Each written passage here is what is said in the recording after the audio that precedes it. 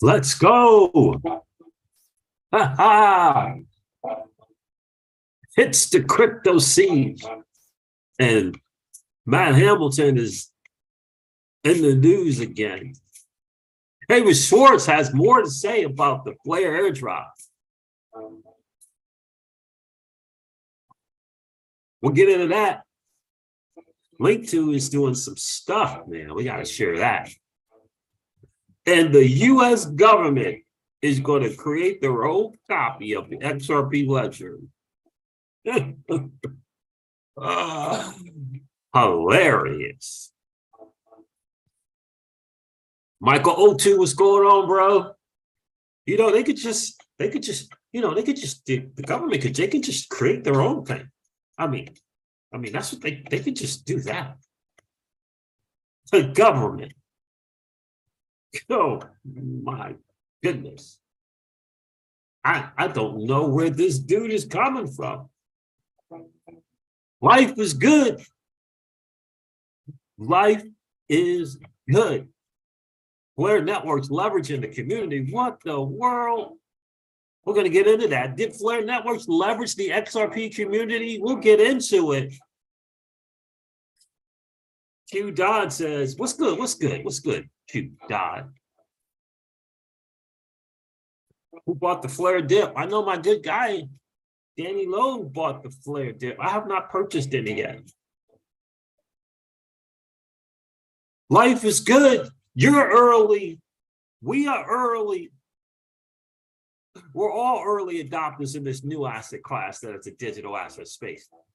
Hey, what is going on, crypto people? It is the Crypto Siege with another day in the life, in the crazy life that is the digital asset space. David Schwartz is in the crypto Twitter news talking about the Flare airdrops once again. And once again, I just believe he is incorrect. Incorrect, not incorrect. Incorrect. Matt Hamilton just won't let it go. He just won't let it go. I absolutely 10,000% don't agree with a single thing he is saying. Not a single thing. Because he comes from a wrong place. His basis is from a wrong place. And in my humble opinion, he is just butthurt. That's all. Just butthurt. That's it. It's just butthurt, in my opinion. We're going to get into this selling thing for $10 on XRP because it is my understanding that the selling thing was not the proposal, but the valuation guide. Now, I could be wrong about that. I have a good friend of this channel who advised me to take caution, right? Take caution, right? You got a reputation, right? And I respect that. And so I will proceed with caution. I will indeed. But I think that my understanding when I watched the video, what was the $10 or 1 XRP was for the valuation guide, not the proposal, but the valuation guide. In other words, you know, the thing that Susan Anthony and the other person put together, that in other words, they came up, Val Hill Capital and this committee, you know, they would be selling that for $10. Okay, this is what we use and how we use and why we use, you know, as a model for evaluating XRP. So it was the valuation guide, my understanding that they were going to sell for $10 on XRP. But we will look into it further to find out. Michael's like, I'm selling Flare airdrop, I'm buying XDC. Hugo can't be trusted. There it is. That's from Michael O2. Michael O2. I'm giving Hugo the benefit of the doubt. We'll have to see. It's too early. For me, it's too early to find out about whether or not this guy can be trusted for me. Now, my guy, Darren Moore, tweeted out earlier today, I think it was early today, it might have been last night, that the 85% was originally supposed to go to XRP holders, but in this new proposal, it would just go to people who owned Flare. So someone could come off the street having not held any XRP on this snapshot and just go buy Flare and now be privy to the 85%. And I believe that to be correct. Now, if that is what David Schwartz is pointing out, I get it, if that's what he's pointing out. What do you guys think? Is that what David Schwartz has been trying to point out? Do you, as an XRP, look, no one can argue with how you feel about a thing. Are you, as an XRP holder, do you feel as though you've been hoodwinked? Now, remember, this proposal has not even, well, I guess the 66% distribution of the Flare is out. So I guess this proposal thing is on the table, is it not? And this, this FTP01 has to be voted on by those who hold Flare. By those who hold Flare. I think it's interesting too, and I just want to point this out to you guys, and I'll start to say, hey, to people checking in. I think it's interesting that the people who hold the Flare of, this 15% get to vote on whether or not, what's the outcome for the 85%. The Flare people get to vote on that. Those who have Flare get to vote on that. And if you don't like it, can't you just vote no? You don't like it? And I think in the voting, you got to do something with that Flare in order to vote. Don't quote me on that one because I'm not certain.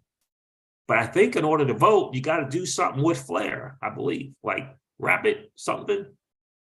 I think. I don't know, but let me know.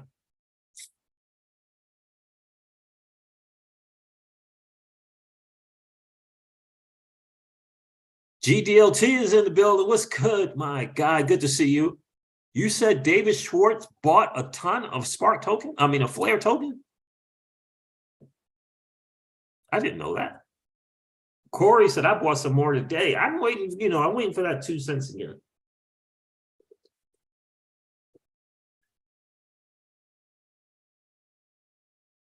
Pookie, what's good, my guy? Appreciate you checking in this morning, or should I say this afternoon. I should say, I bought basically what I've been, GDLT said, I bought basically what would have been my 100% airdrop. You bought your, what you would have got on your 100% when Flare hit 3 cents. So either way, I'm just going to see what happens and not buy any more Flare tokens. I hear you, bro. People took a risk staking their XRP. Well, they didn't stake it, Michael. They may have taken it off their ledger and put it on another platform, but I don't know if they staked the XRP. People took a risk staking their XRP for Spark, and now anyone can buy and get the 85%. Well, there's a chance that can happen. Remember, this is a proposal, Michael. This is a proposal.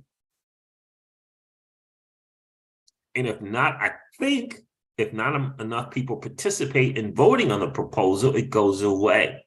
If people vote no on the proposal, it doesn't happen. That's my understanding. Let me know in the chat. GDLT, is that your understanding? That's my understanding. So to say now anyone can buy it and get the 85%, that's not true. It hasn't happened yet, right? Unless someone knows something that I don't know, that proposal hasn't been voted on in, past. I don't see that link, GDLT. Oh, there it is. There it is. Thanks for sharing, my guy. Hopefully, if I try to copy this, it'll work. Because a lot of times I try to do it from the chat and it won't work. Well, it's good to, I guess it's good to know that David Schwartz bought a ton of Flare tokens. Now, won't he get the vote against this thing? Like, but what is, oh, there it is right there. How long ago was that? Oh, recently. For what it's worth, I just bought a bunch of Flare tokens. Okay, so he just bought. Out of interest, did you buy Songbird? Also, let me share this with them. That's interesting.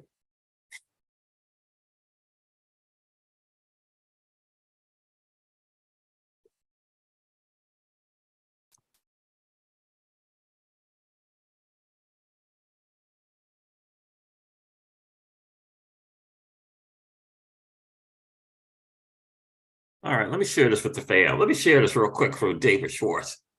I have respect for David Schwartz because David Schwartz can agree or disagree with a thing and not come across as condescending and belittling people like Matt Hamilton. And I respect that. There is no place for having a condescending and belittling tone. None, zero, nada. And that's my problem that I had with Matt in crypto Twitter and worse in that Twitter spaces. That was my problem. That was my problem with you, Matt. The current Flare holding rules, says David Schwartz, for subsequent airdrops leave absolutely no incentive not to sell your Flare now. You lose nothing if you sell now. I'm trying to wrap my brain around it. What David is what David Schwartz is saying. I don't understand it. You lose nothing if you sell. I don't understand that. So if you don't have the Flare, where is it? If you sell your Flare and you no longer have the Flare, I'm trying to, if you sell the Flare token, you had 10 and you sell them, and now you have 0. I'm trying to understand. You sell all 10, now you have 0. I'm trying to understand how you didn't lose anything. It's because you got something for that Flare? Cool. You got something for the Flare. So there it is. Thank you, GDLT. Thanks for sharing that. I mean, let me see something. He's got 1 of 3 here. I know my guy Jungle covered this last night, I think, on his video, but from David Schwartz. He says, while it's true you won't get the subsequent airdrops, you do not lose them. You get 100% of their value when you sell Flare, since the buyer can wrap that Flare and get the airdrop.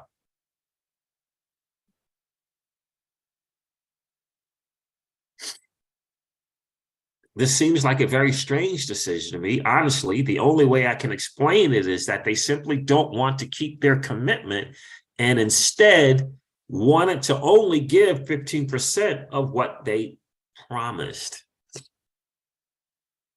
Okay. I want to be wrong, but I don't see how. I feel bad saying this. I love the project and want the best for it and want to believe the best about it. But my honest opinion is that they leveraged the XRP community to grow and weaken their promises drastically when they felt they didn't need it anymore. This is what Darren Moore is saying. Darren Moore said that originally the 85% was going to go to XRP holders. And then they Flare Networks came up with a proposal to do something different with the 85%, which invited other people besides the XRP holders. Very true. Okay, so which weakened their promises drastically. 85% was supposed to go to XRP holders, and now anyone can get that 85%. When they felt they didn't need it anymore. They didn't need the XRP community anymore. This is what he's saying. And, David Schwartz is trying to look out for the XRP community without being condescending and demeaning and belittling to Hugo and the Flair team, unlike Matt Hamilton. That said, that does not. Oh, Hugo responded to this. Okay. That said, that does not make them dishonest or make their project a bad one. XRP evolved and didn't keep some promises.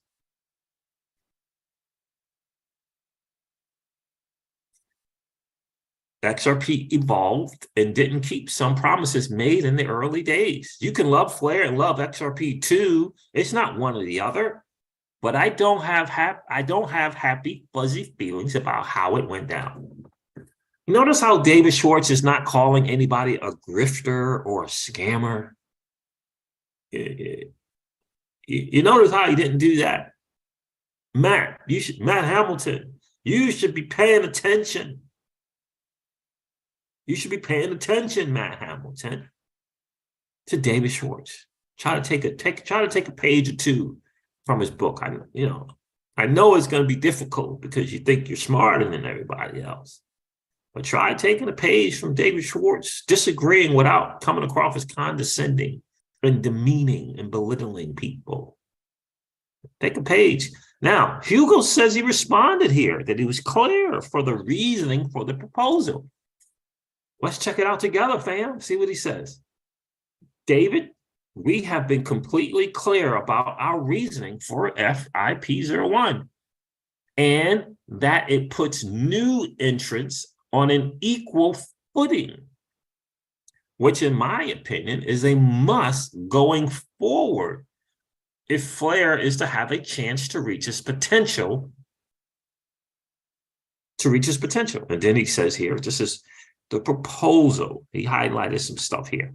Flair improvements is critically important. Flair improvement proposal 01, is critically important for the long-term success of Flair. Much has changed in the last 2 years. Flair is a radically larger project than what was originally envisioned. Instead of serving a single community, I didn't even know this was in here. I didn't know, but there it is. Instead of serving a single community, speak right, Siege, with a single utility rather. So he's speaking to the XRP community thing. There it is right there. Let me read that again. And this is my thing, right? Even smart people like David Schwartz, they can be mistaken. No one has, a totality over being right. I mean, Matt Hamilton thinks he does, but no one has that. Much has changed in the last few years. Flair is a radically larger project than what was originally envisioned. It says it right there. Instead of serving a single community with a single utility, Flair's protocols are now on the path to providing developers with scalable smart contracts, other communities, truly decentralized price feeds, secure state acquisitions, and from other blockchains, superior bridging for smart contracts and non-smart contract assets, secure data relay, and horizontal scaling through a fully interoperable multi-chain ecosystem, other ecos. Starting with Songbird, Flair will present developers with a single, simple, coherent stack on which to build applications that are fully cross-chain capable.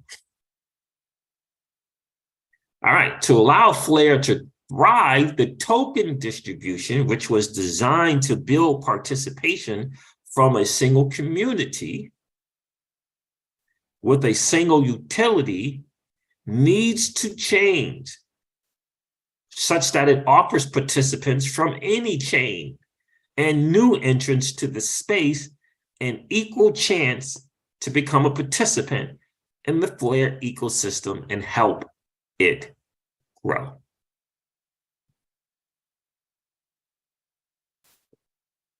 There it is. This proposal has been designed to preserve existing airdrop recipients' foundational place in the ecosystem, and put those coming fresh to the ecosystem on equal footing.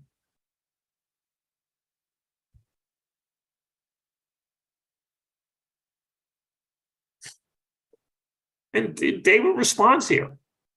I understand the reasoning. My point is not that it is a bad decision. So he's saying that his point is not trying to make it up.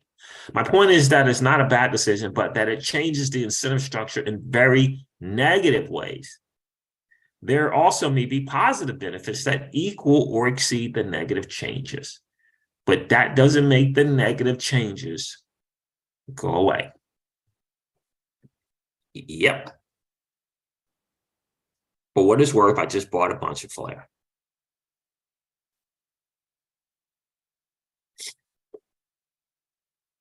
Somebody here did due diligence, says, if I wrap and delegate, I get my rewards every 3.5 days, which I can also then wrap and delegate. And by doing that, I'll also get the other 85%. Maybe I need it.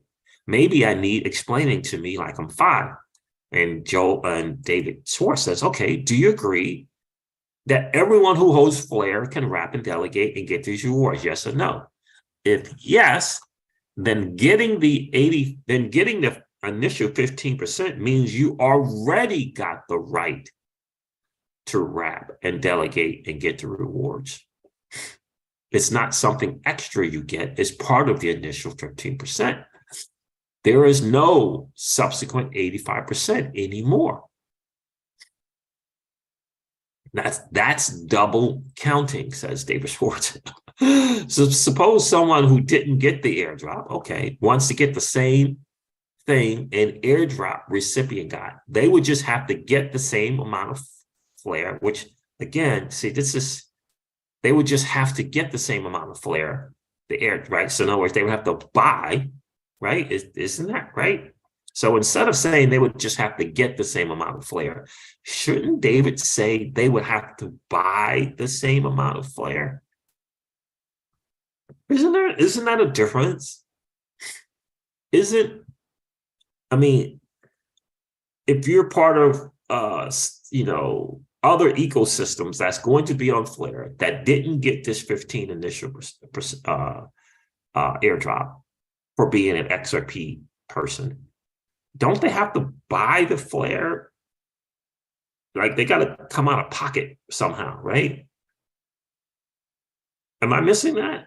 Or do they have to come out of pocket? So they would just have to get the same amount of Flare. Then they have precisely the same. I don't agree with that. It costs them something. Right? They have to come out of pocket to get the same 15%, right? These new entrants that Hugo calls, don't they have to come out of pocket? There's a cost to being able to be put on the same thing, isn't it? Am I misunderstanding that? As people in court like to say, I misunderstood. Then they have precisely the same as the airdrop recipient.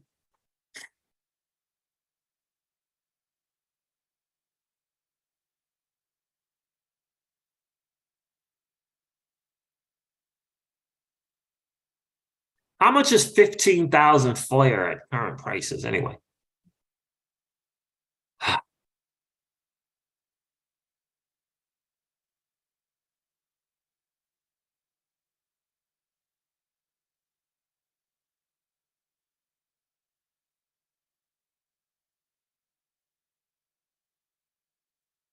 And David says, I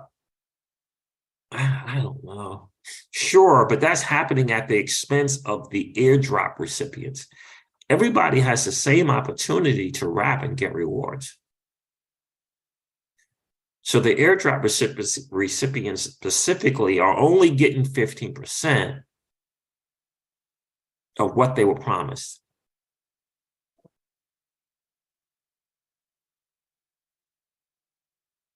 So if you're part of the 15% and you rap, are you no longer getting the 85%? If you rap and delegate, I'm confused.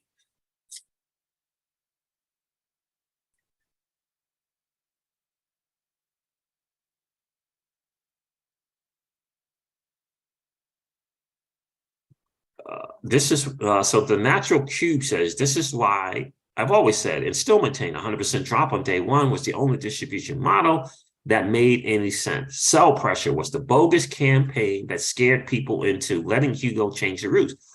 And this is another thing, like it's a proposal, right? So what happens if this doesn't go through? Do they just burn the 85%? I don't know. On the bright side, with the scheme, on the bright side, with the scheme that now looks likely, the sell pressure won't be around forever. Flare will rapidly move from people who don't want to hold it to people who want to hold it. And soon largely people in the hands of people who choose to hold it. And this is what I agree with 10,000%. And this is what I believe is the ultimate goal. If you listen to Hugo's interviews, he talks about, he kind of subtly talks about greed, and he subtly talks about, pump and dump blockchains and things like that. Right? Let me get back to the chat. But again, I want to point two things out. Notice how David, in articulating his disagreement or whatever, is not being condescending and demeaning to people as though they are beneath him. I mean, I know it's probably it's a kind of a sticky thing for me, but I just think that we can agree to disagree and not think just because you did something on the ledger that somehow you got carte blanche on being right about a thing. So I just think Alex Sheet is in the building. What's good? Michael Marchese is here. What's up, my friend? Good to see you.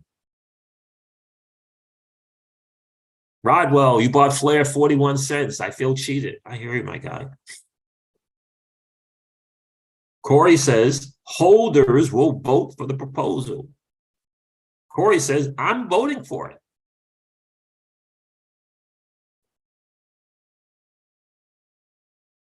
RL International Corporation, how are you, my friend? Appreciate you checking in, RL. Where are you checking in from, RL? David Schwartz doesn't understand Flare.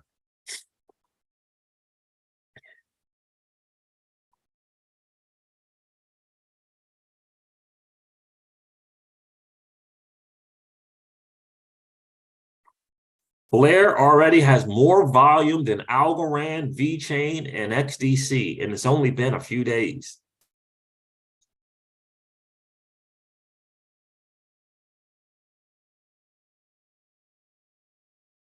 GDLT, I agree with you. People can't stake XRP. There was no risk involved in this Flare drop for XRP holders. They got free money. That is all. 15% for now. Now, some would argue that nothing is free. Here's what I would say. It didn't cost them anything out of pocket from their wallets or their banks to get the Flare drop. Now, you could say that their time and their energy and commitment to a project is something, but it ain't money. They didn't come out of pocket. They didn't have to do an ACH wire or use a debit card to get that Flare token. They didn't.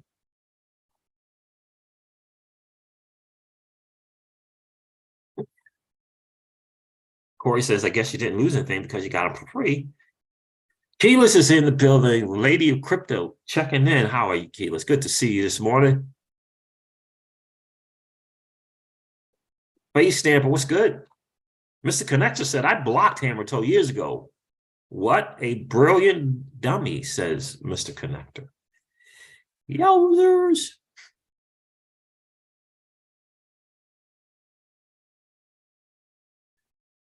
GDLT says, check out this other tweet, Siege. Schwartz saying he is buying. I didn't get a link on that one, GDLT. Schwartz says he is, listen to this. Schwartz says he is buying, wrapping, and delegating. Oh. Schwartz, could you put the link to that, GDLT? Schwartz says he is buying, he's wrapping, and he's delegating Flare tokens at these prices, which he thinks are very low.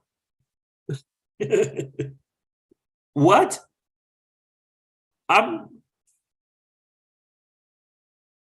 Now, so will I. I don't know about 4 cents, but so will I.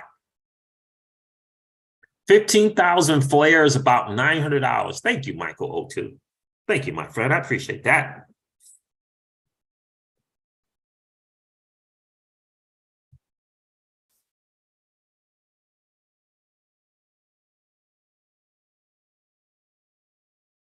Keela says, I guess the discussion is okay between devs, like JV was saying on Twitter. At the end of the day, this is Flare's project. They have their vision. 1,000%. Coinbase is staking your Flare on BitTrue. Oh, really? I don't, you know, I mean, people have to make their own decision whether they're going to stake or not. I'm not staking. I will be wrapping and delegating. And for those new to the channel, yeah, my Flare tokens were Celsius Network. So it's about to go before the court on January 24th as to whether or not Celsius is looking to get this Flare to XRP account holders on Celsius Network. And so we got to see if the judge will agree. You know, we got to see if there's going to be any objections from any parties. Who knows? The examiner might object. One of the state regulators might object. We don't know. They have up until the 17th to object to it or not.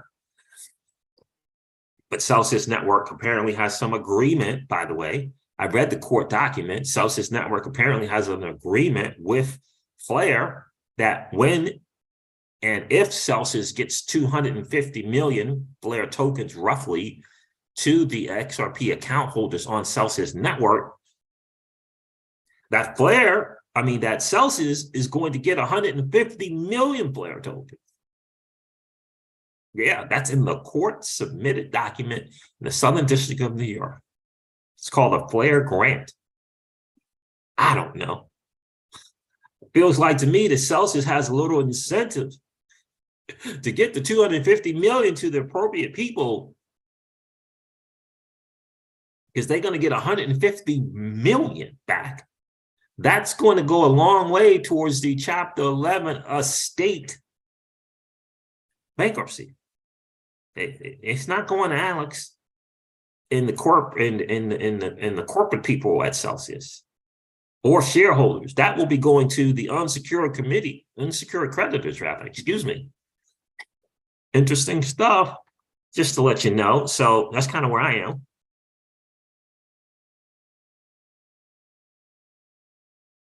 I agree, Keyless. I don't get the staking thing.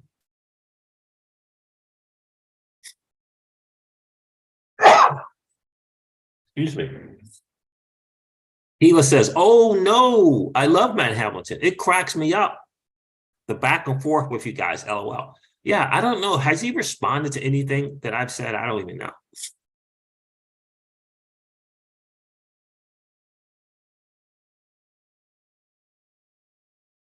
The real big whale is in the building. What's going on, my friend? Good to see you. Flare community. Keela says Flare community broke it down in his video. It would be a disservice to ourselves to stake it when we can get so much more delegating since we paid every epoch and ends up being a lot more. Yeah, I agree. I don't get the whole staking thing. Every business is in business for a profit. And so BitTrue literally did a Twitter Spaces, Keyless, did a Twitter Spaces with Hugo and literally said, with Hugo as the guest speaker, said that BitTrue was going to be offering staking. So I don't know. I mean, Hugo didn't say, it's much better if you delegate and stake, right? I mean, BitTrue is in it for some profit, but oh, Keela said yes. He responded to your Twitter comment. Oh, cool. I guess I will check that out sometime. Yeah. So I mean, Hugo didn't say anything. That's the same Twitter Spaces where Hugo finally revealed that Celsius was going to court and submitting this motion to get XRP account holders on Celsius network their flare and allowing them to withdraw it. Michael says Celsius is staking your flare on BitTrue. Michael O2, can you share your kind of I don't know, I don't want to say evidence, but can you share how it is that you know that? Michael O2 says Celsius is staking your flare on BitTrue.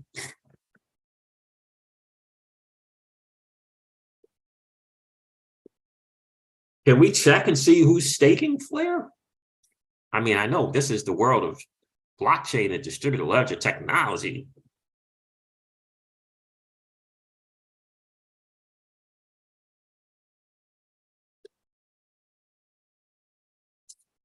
That's a good point, Keyless. Keyless says, LOL. Well, maybe it's for people that don't do self-custody seeds. There are so many of them out there. Easy for them to do exchanges, and they really don't follow process in crypto like we do. It's true. That's a great point, Keyless. That's a great point. It's a great point. There are just some people who are not trying to hang out with Bifrost and Decent. They're not trying to hang out with those kind of wallets. It's true. The exchange just seems simpler and easier, and this is what they do. True. Great point, Keyless. Great point. So, Michael, can you share how it is that you come to this conclusion that Celsius is staking your flare on BitTrue? And let me thank you, GDLT. I love you, bro. I love you.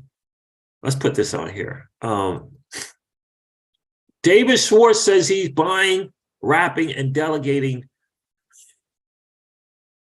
his flare tokens.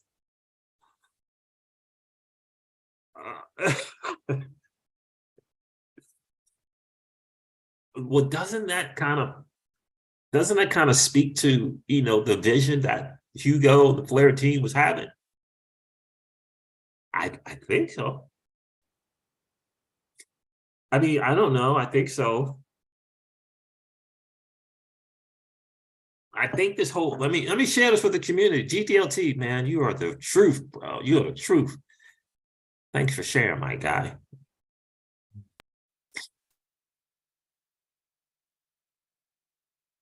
Here's David Schwartz. It says, sure, I bought more flare today, and I plan to wrap and delegate the flare I got. If nothing else, I think the price is low right now, partly due to airdrop recipients who don't care about flare. Exactly. And this is the whole thing that Hugo is trying. Doesn't mean he's right. Doesn't mean he will not right. Doesn't mean he will succeed. But the dude, Hugo, in my opinion, is trying to do what we talk about on this channel all the time. Is promote participation and get rid of these people, if you will, rid the Flare network, rid themselves of people who are just here for profit. He wants to build an active and engaged community. Now, the way he goes about it, one can argue, but can you argue about wanting to have an active and engaged community in your project? Can you argue that? Who don't care about Flare and are market selling just to not have something to deal with. There it is right there. So David understands. He understands. Look, he doesn't agree with the way that Hugo and the team is trying to get there, but he understands the end game. Keyless is like, nope, they're not trying to hang out with Bifrost. Yes, true. Great point. Thank you, GTLT, for sharing that. So, guys, David Schwartz is buying Flare tokens and plans to wrap and delegate the Flare token. Do what it is that you will. But that's what I'm doing.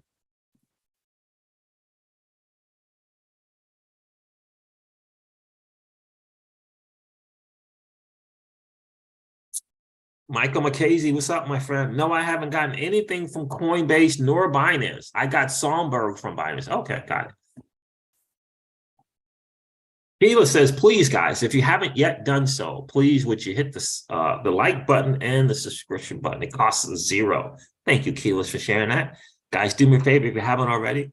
Hit that like button. And if you're enjoying the hangout, please consider subscribing to the channel. And don't forget to ring that notification bell so that you know whenever we go live or whenever we upload a video.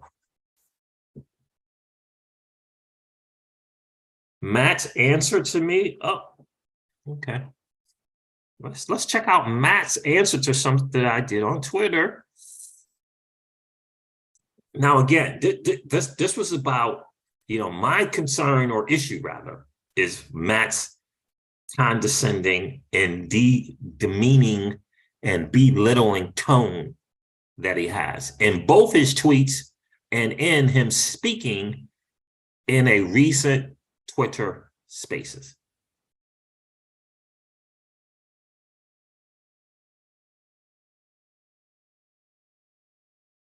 So let's check out Matt Hamilton's response to something I said, I guess. Let's see. Now, I did do one thing that he likes to say. I put that in like seven of his tweets. I copied and pasted his response to where he knows it can get no response. Do you have something to back that up? Oh, okay, here it is right here. So let's share this with the fam and see what Matt has to say about my response. Again, this is not personal. Let's see what he has to say. Can't we disagree on something, have a debate about something without trying to come across as I'm better than you. I'm smarter than you. Don't you know I'm a coder? Don't you know I work on the XRP? Can't we do? I mean, David Schwartz never comes across that way. And the dude is brilliant. And he never comes across that way to me. Anyway, so this is what I said here to this thing here. Matt says, I totally agree with you about creating a new copy of the XRP ledger. Does not bring with it the value of the adoption, etc. However, this is exactly the point. Recognizing that the value of XRP is in the fact that it is open, decentralized, and permissionless, etc. Right? Got it. I said to him, what world are you living in? When has the U.S. I don't want to say that word. You can read it. When has a U.S. entity like the SEC, for example, ever built or created anything in technology? Like the U.S. entities didn't create the internet. Like they didn't create that. Like, you think a bunch of people from one of the 3-letter agencies came up and said, okay, this is how you code. We're going to use Java and we're going to, no. So when has the U.S. entity ever built or created anything in technology for the good of its people? They are, however, in the habit of taking what does not belong to them and passing laws in order to do so. His response is right. He says right. So he says I'm right. The point you are missing is that the very act of doing that destroys its value. The very act of doing, okay. So there is no impetus for them to do so. Okay.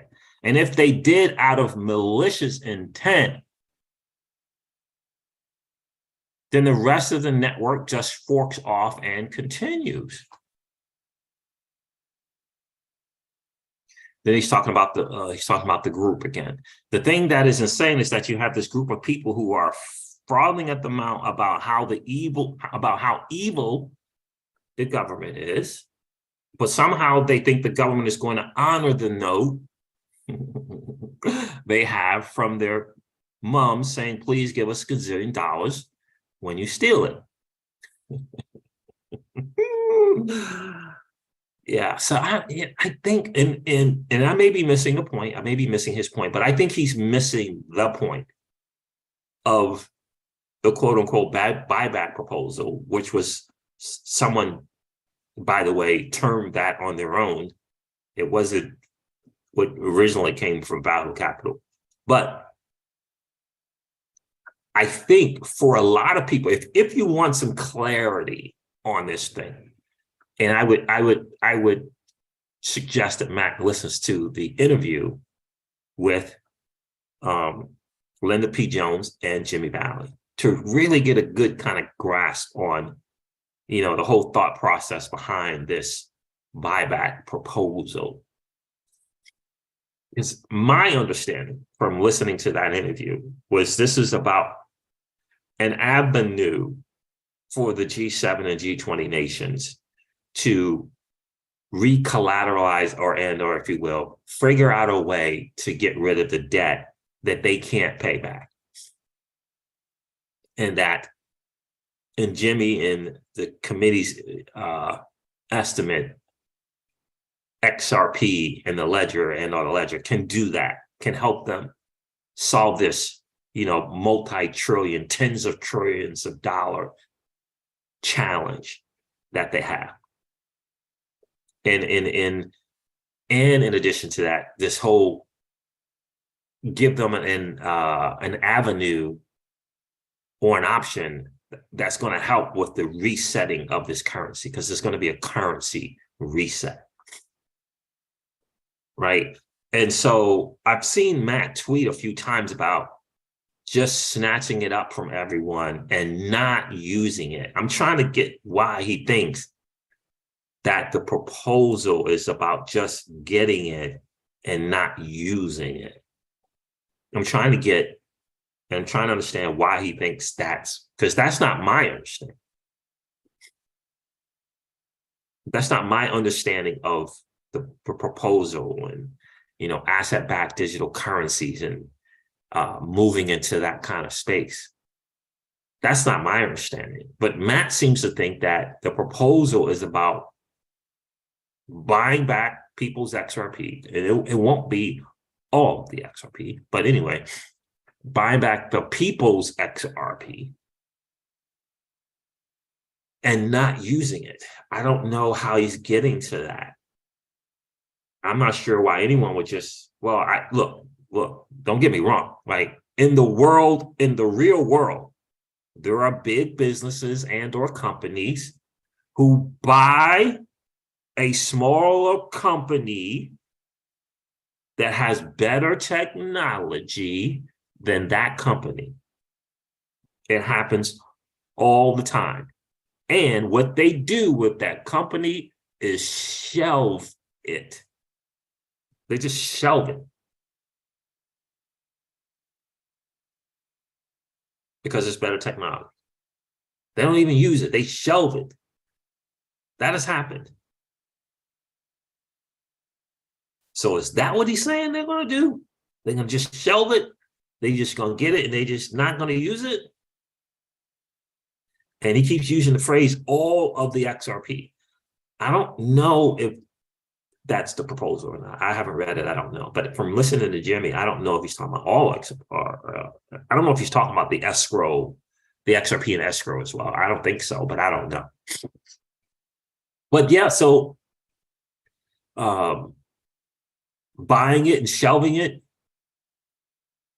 takes away from it, the value of XRP? Yeah, I don't know. I don't know why they would do that. Just keep it and not do anything with it. When the point of the proposal was, look, you can use this asset to take care of the tens of trillions of dollar challenge that you have. So, but then he goes, here he got this whole gazillion thing, and he's got, their mom saying, there he is again with the condescending and demeaning stuff. But that's kind of my point. I'm not going to respond to that. The point you are missing is that the very act of doing that destroys his value. So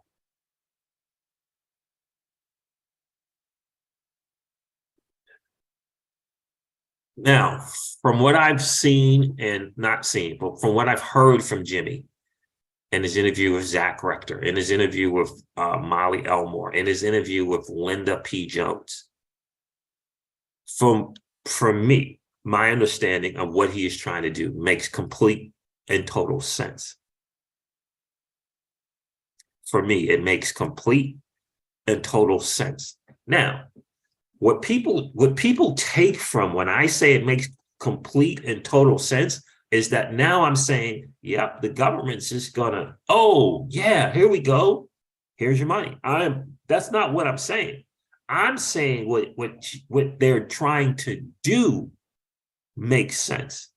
With Bow Hill Capital and these committees and subcommittees, I'm saying what they're trying to do makes sense.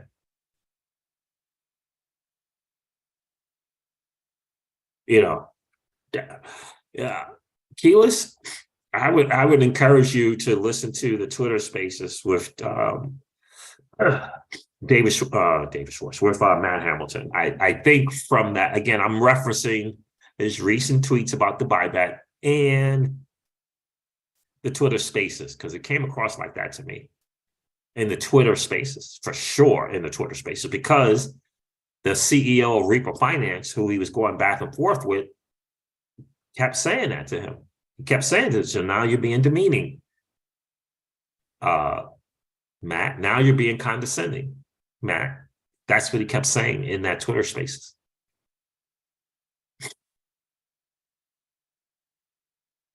Lamille Ladson, what's going on, my friend? No matter what happened, Flare was meant for participation. FSS bandwidth, providers, DApp. If you just want to trade, do it elsewhere. This is a long game of passive income. I agree. I agree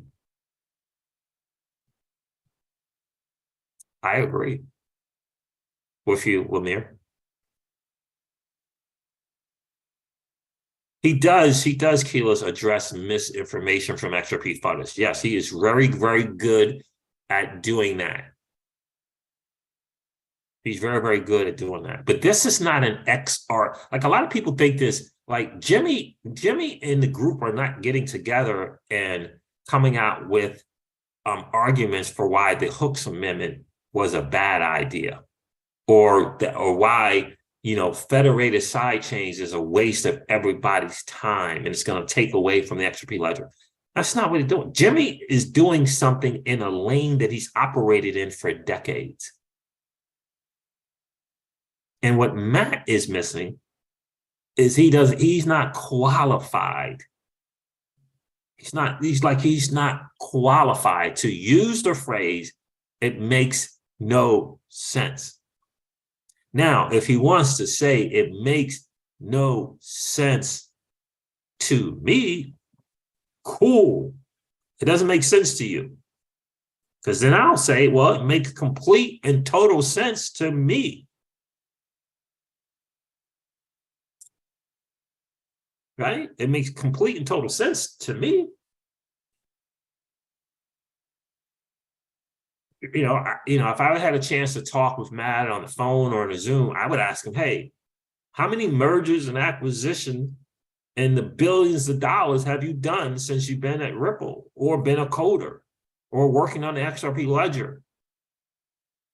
How many cases have you brought before a United States judge to get said mergers and acquisitions where you use a valuation model to come up with the said value of an asset, commodity or otherwise? How many times have you sat down with valuation models, Matt Hamilton, and commodities, come up with the price that two parties agree on, and it gets contracted over and everyone signs it? How many times have you done that? How many times have you, Matt Hamilton, used a valuation model to determine the fair market value, which is different than the market value that you keep referencing on CoinGecko? How many times have you done that? That's what I would ask him. How many times have you done that, man? Do you know what that looks like? Did you even know that in 2021, 2022, and 2023, the people are coming together in what they call an arm's length agreement and a contract for the exchange of XRP, the trade, if you will, of XRP, that is significantly higher than what has ever been on CoinGecko or CoinMarketCap. Did you know that, Matt? And did you know that? And does that make sense to you that that has happened? And then I would say, because he's going to say, no, that doesn't make sense to me that that would happen. Then I would say, for some reason, the judge didn't say, well, Matt says that makes no sense, so we are going to null and void this agreement between these other two parties. Because it doesn't make sense to Matt Hamilton. I got the little thing going on my face here. I don't know how to get rid of it. Right?